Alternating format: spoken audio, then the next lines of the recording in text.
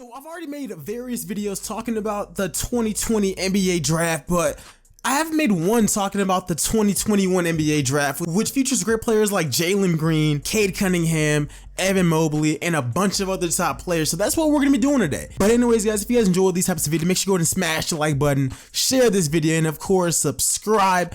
But yeah, man, we're going to be using 2K for this video. I've never done it before, but we're going to be simming this season as far as 2K goes, letting them draft players for the 2020 draft, then simming next season, just using what they forecast next season as actually being, and using that draft. But anyways, guys, this might be a little bit of a long video. I'm testing this thing out, so let me know how you guys like it. But I mean, other than that, let's get straight into it, because I think that this should be, you know, very, very fun. Let go.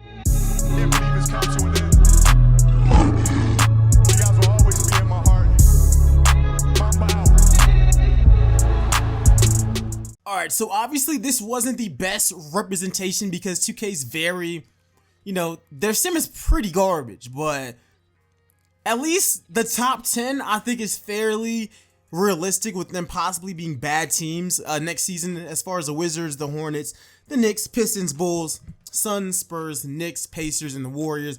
I understand some people might not think the Wizards might really be all that bad, but we're still banking on John Wall being the same player he was like 4 seasons ago. Or 3 seasons ago. So we're only gonna be doing the top 10, not the entire lottery, but we're gonna try to get this thing going. We're gonna try our best to actually, you know, go through all these prospects. I've watched a fair amount of them. Now, Jonathan Kuminga is another one, because right now he is a junior right now, but he is on some of the mock drafts, but he is not on some of the other ones as far as like NBADraft.net. So we're actually gonna leave him out of the mock draft completely. But let's just see what we can actually do. Right now, this is 2K's mock, what they're thinking. Like I said, we're not going to be including getting Jonathan Kuminga, but everyone else is fair game. So let's get straight into it, and let's see what we can actually do. Alright, so obviously the Washington Wizards, they have the #1 pick in the draft, and last time they took John Wall. So just looking at their roster right now, I mean, let's just see what they need. John Wall is still at an 87. This season he averaged about 19. He wasn't atrocious. Like, he was still decent. I don't really like using plus minus, but let's just look. It could be a little bit better, but I would say that their biggest need probably would be small forward. Unfortunately, there's not really a lot in this draft. Well, there is Jalen Johnson, but to me, the best players in this draft are easily Cade Cunningham and Jalen Green by a mile. But honestly, if I was them, because this is all banking on them not wanting to trade Brad Beal or John Wall. If I'm them with this pick, I would take Evan Mobley. He's a center / power forward. I think that he can be great on this team. He has a really good handle. He can actually kind of shoot a little bit. And he's 7'1". Like, a lot of comparisons compared him to Kevin Durant, but they literally use that comparison for almost every 7-footer who can shoot and dribble the ball. But he does need to put on a little bit of weight, and there are concerns about him possibly getting injured in the future, as a lot of 7-footers do who are this slim. But we're really just gonna have to see. I think that him going to the Washington Wizards is gonna be great.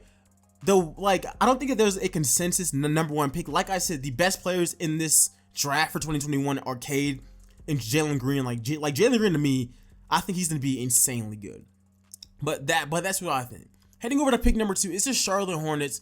And with Charlotte, they're in one of those situations where at this point, they need to take the best player available. Like, I don't care what they have on their team. They have Devonta Graham. They got Terry Rozier. They got Miles Bridges. Bruh. If y'all don't take Jalen Green, like, honestly, with this pick, they can take either Cade or Jalen, depending on what they actually want to do. Both of them are better than their entire team. To me, Jalen Green is the best player in this class. So I'm gonna have Charlotte taking him. Hopefully they don't. Hopefully it's not another Kemba Walker situation where they take a great prospect and waste a lot of his prime. He's actually in 80 overall. But Jalen Green, like I said, to me he's great. 2K's comparing him to DeMar DeRozan. I don't really see it. He's extremely bounty. He's really athletic. He's a great defender. It looks like he has a pretty solid IQ as well, and he can shoot, and he's just a great scorer overall. I could see why some some mock drafts have compared him to Kobe. Once again, I hate comparing people to NBA legends like Durant, Kobe, and all that stuff, but there is a lot of T-Mac in him as well, and even I don't like that comparison as well. Obviously, he needs to put on weight. He's like 190 pounds. He's 6'6", 6'7", 190 pounds. Obviously, that's going to change once he gets into college and they start him on their weightlifting program, which this year's going to be kind of difficult because of the virus going around. But he definitely has star potential in the league. Like I said, he has a handle. He gets to the rack fairly easy. This season, he went to Prolific Prep. He transferred over there, and he really looked amazing all season. I think that he's going to be great. And if you're a top 3 pick, Jalen Green is a lot to be going there. He hasn't declared yet. There's rumors about him going to USC, but he's the number 1 rated player in the country off of all of the latest rankings. Yeah, I don't see them slipping away and not drafting him. All right, so number 3, the New York Knicks are back in the lotto. And who did they take with last year's pick, actually? I actually want to peep that. Who did they take with last year's pick? They took LaMelo. All right, they somehow got Melo with the 6th pick and RJ Barrett. They still got Frank and Dennis. So for them, they honestly they do need a small forward. The Knicks, if they really want to make a dangerous backcourt, like a really, really dangerous backcourt, they could. Because I do know that at the beginning of the season, they were running Barrett at small forward a lot. If they want to make a dangerous backcourt and pretty much have it to where it's LaMelo and Cade at guard and RJ, they would have 3 amazing playmakers on the floor at once. Melo being a great playmaker, Cade being a great one as well, and RJ Barrett. Because Barrett has insane vision. Like, if you guys actually watch the Knicks, he has insane vision. They do need a power forward as well. But as far as this point in the draft, you don't reach for one. The next great one is like Isaiah Todd or Scotty Barnes or Greg Brown. They could take Zaire Williams, who plays for Sierra Canyon, and I think that would actually be a really solid pick as well. But if I'm them, and you have a chance to have 2 point guards on the roster who can both shoot the ball, and Barrett as well, and 2 guys who actually show signs of being great defenders as far as Barrett and Cade go, you have to pick that up. Like, this is an easy fix for them. Just play Barrett at small forward and have a backcourt of Cade and LaMelo. Now, obviously, Cade, people compare him to Ben Simmons because he's like a 6'8" point guard. But honestly, he has a better jump shot than Ben Simmons. He's more aggressive as far as scoring goes, and he still shows great vision. I wouldn't call him a pass first player, but he's always willing to make that pass, and he actually has great size for somebody coming out of high school. They got him around like 215 on most ranking websites, and right now I think he's ranked as the number 2 player in the class. But Jalen Green actually overtook him, but he could easily play shooting guard. He actually played a lot of that this season for his team, Montverde Academy, which a lot of NBA players come from as well. So I think he has insane upside, and him on the Knicks with Melo and Barrett would actually be insane if that was able to happen. But we just got to go ahead and see. Now, heading over to the Detroit Pistons. Let's see what we can get them into. Now, who was on the Pistons roster? So D-Rose about to dip. They got Blake. They took Hampton the first year. Yeah, they took Hampton. So they got themselves a point guard. But they need, like, every other position is really open. All right, that's actually perfect. For me, it's between Zaire Williams and Terrence Clark. Both positions of need. Zaire is a small forward in real life, not really a shooting guard. With this, I'm having taken Terrence Clark. He's extremely athletic. He shows potential on defense, but he's somebody with insane scoring potential. I wouldn't really call him a good shooter. Like, he hits a lot of shots as far as high school goes, but he will need to work on his jump shot a lot.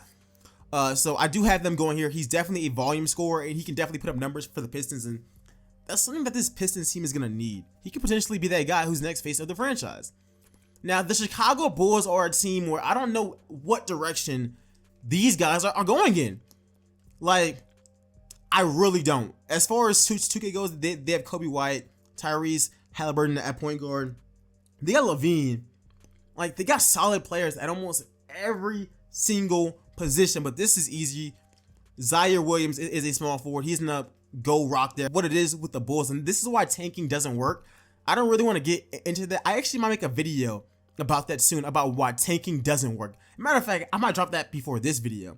Why tanking is not like really worth it all the time. But Zaire Williams, he hit the game-winning shot for Sierra to actually win their regional championship, and that was their last game. They would have gone on to win state. They are that good. He plays for Sierra Canyon. He's a 6'8" small forward shooting guard with insane potential. He shows that, yo, I ain't gonna lie, I saw the game-winning shot. Homie was not trying to pass the ball at all.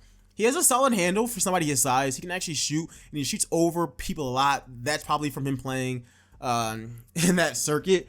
But whichever school he goes to, as he's actually not fully committed right now, I do see him putting up great numbers there. He's a great shooter, and he shows a lot of aggressiveness offensively. I do see him as possibly being a great defender, but we're really just going to have to go ahead and see. With a lot of these prospects, it's kind of hard to grade them because most of them haven't played in college or seen any kind of college minutes. But he's really athletic. He's a long player, so we're really just gonna have to go and see. But with this pick at number 5, I think he can be great. If you get him at pick 5, that's a really, really great pick for this point in the draft, because all these guys so far are all great. Like, that's just what I see. But let's see who the Phoenix Suns are getting with pick number 6, because the Suns are back in the lottery, and you hate to see it. So the Suns, they probably need a small forward too, right? Jalen Johnson is a small forward in real life. I like Brandon Boston a lot more though. Like, I think Brandon Boston is gonna be so good. Like, I really do. I think he's gonna be so good, and that's who I'm gonna have them taking. He's gonna play small forward for them. He's a great shooter. He's really athletic. He's a great defender as well. I can definitely see them taking him. And we're at the San Antonio Spurs. The Spurs, it's gonna be a rough few years, man. I can already see it happening. DeMar's probably dipping, to be real with you, but with this point, you pick the best players in the draft. Scotty Barnes is super cold, but if they're going that route to replace DeMar DeRozan, but then again, are they doing that? They can't get another guard. Like, so Jalen Johnson is a small forward in real life. This is just the roster that I'm using. I'm going him or Scotty Barnes or Greg Brown. Greg Brown is, yo, this man caught a lot of bodies. Like, this man was dunking on damn near all the teams that he was facing. Let's see. Let's have them take Jalen Johnson. They need a scorer. So I think that's a really, really good pick for them. They say that he's a solid passer. He's all right to me. He's nothing crazy. How do the Knicks have this pick? Oh, it's from Dallas. So the Knicks already fulfilled most of their needs. For this one, they're going with a big man. So they can go Scotty Barnes, who's kind of undersized to play that position. I like Isaiah Todd is such a weird case because he was ranked so much higher, but like before. Do I want him or Greg Brown? Greg Brown shows more potential defensively because I have seen the competition that Isaiah Todd plays. Greg Brown, oh no, I'm gonna rock with Greg Brown for this pick. He's super athletic, and I think the Knicks having 3 playmakers already and having him and Mitch Robinson down low could actually be lethal. Next up, we have the Pacers. The Pacers they ain't looking all that hot, man. Small forward and center. What are we looking at? I'm taking Scotty Barnes here.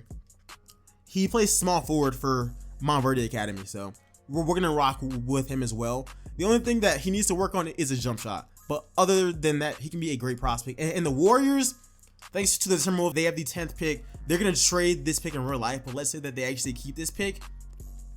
They have everything else on this scene, to be honest. How'd they get Trey Jones? He's not going to the second round. Stop it. I think that they're going to do that in real life unless they trade that pick. With this pick, they're just taking, if they do keep it, the player with the most potential here. That's what I would like to think. But it's Isaiah Todd. Like, Draymond went to Michigan State. They take Isaiah Todd from Michigan to eventually replace him. I think that that's a very fair assessment. He used to be the #1 player in his class like a few years ago, but he did fall off a lot I think he still shows a lot of upside. I think the one reason why his ranking fell a little bit was just the level of play, like the level of competition that he was actually facing. But he's still a really great prospect. But that's my mock draft for the 2021 draft. I think it's really loaded. Like, I really think that's going to be a really good draft class. And the draft classes that we've been seeing, that they've been getting better and better, like as far as quality and as far as depth goes. But let me know what you guys think about it in the comment section below. Make sure you go and like up this video, and of course subscribe. Let me know y'all's top 5 in the comment section below. I think the best player in this class is Jalen Green. Cade Cunningham is right there.